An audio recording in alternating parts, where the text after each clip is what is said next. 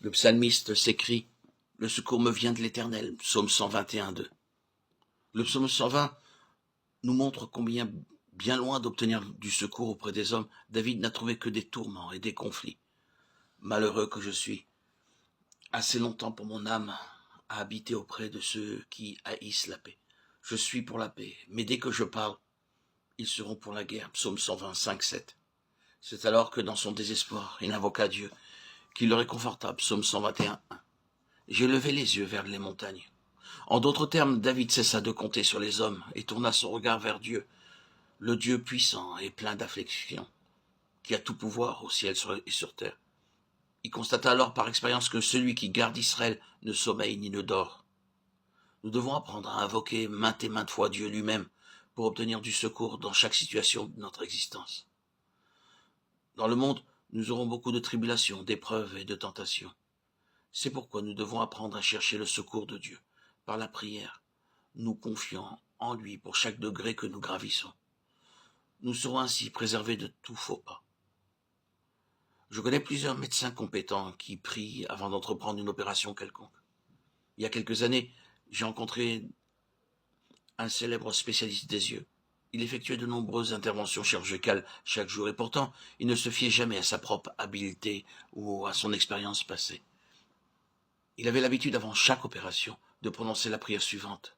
« Ô Dieu, viens à mon secours, guide mes mains et donne-moi l'habileté. » Il effectua alors l'opération dans la pleine assurance que le Seigneur l'aiderait sûrement et Dieu honorait sa foi. De cette manière, il devint non seulement un chirurgien habile, mais également un ardent gagneur d'âme. Les patients observaient le spécialiste qui priait pour le succès des opérations ainsi que pour d'autres besoins. Son témoignage aida bon nombre d'entre eux à trouver le Dieu vivant et à l'accepter comme leur sauveur.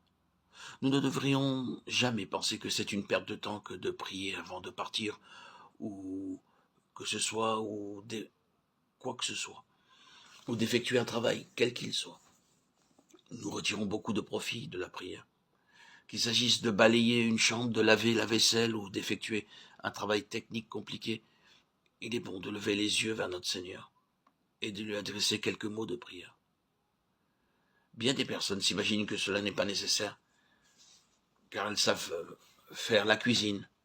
Si telle est leur attitude, il peut se produire que la nourriture obtenue ne soit pas savoureuse, mais qu'elle contienne les ingrédients nécessaires.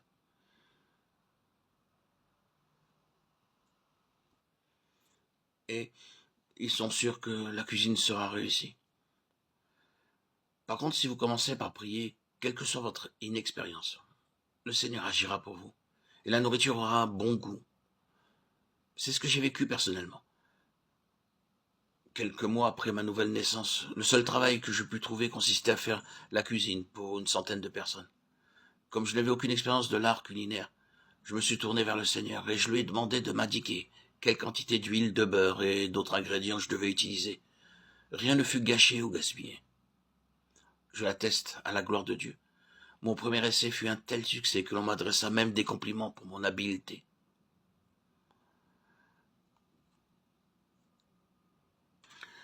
En invoquant Dieu, nous mettons en mouvement l'ensemble de ses ressources affectueuses dans tout ce que nous entreprenons. Que le travail qui vous est confié soit simple et sans importance, ou au contraire, très important. Faites tout simplement monter une courte prière avant de commencer. Vous constaterez alors que tout ce qui est confié au Seigneur dans la prière est bien accompli. Apprenez donc à demander l'aide de Dieu pour chaque besoin. Mettez-le à l'épreuve journellement, dans chaque situation. Vous pouvez appeler à n'importe quel moment du jour ou de la nuit, quelle que soit la fréquence de vos requêtes. Il ne vous fera jamais de reproche en disant « Pourquoi viens-tu à une telle heure ?» ou « Pourquoi viens-tu me déranger si souvent ?» Bien des hommes diront « Reviens demain ou après-demain ». Dieu ne vous éconduira jamais. Et vous serez préservé de nombreux échecs fâcheux lorsque vous apprendrez à l'invoquer pour obtenir son aide. Le Tout-Puissant s'intéresse même à de petites choses. C'est ce que nous montre l'épisode où Pierre fut délivré de la prison, Actes 12, 3, 10. L'église priait pour lui et le Seigneur envoya un ange qui éveilla Pierre et lui dit de mettre ses chaussures. Dieu savait que dans son exaltation, Pierre les oublierait. Lorsque je rencontre quelqu'un, il m'arrive de ne pas me rappeler le nom de cette personne ou de ne pas me souvenir de l'endroit où je l'ai rencontré. Dès que je fais appel à son aide, Dieu me remémore le nom de la personne en question. Tous deux, nous sommes sauvés de l'embarras et goûtons notre communion pour la gloire du Seigneur.